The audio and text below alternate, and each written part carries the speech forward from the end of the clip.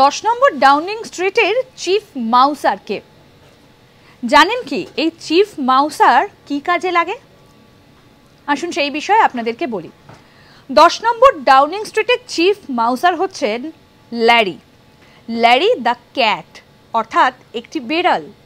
কিন্তু কেন তাকে রাখতে হয়েছিল জানেন?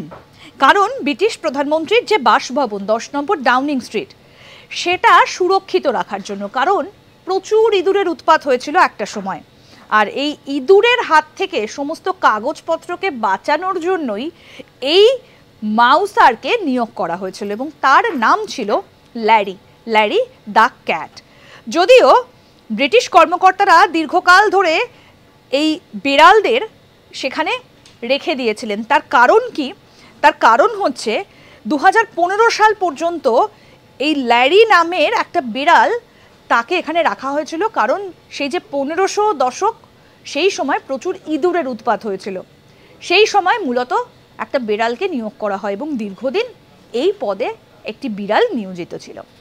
এরকম আরও অনেক আপডেট পেতে দেখতে থাকুন আজ তাক বাংলার ইউটিউব চ্যানেল।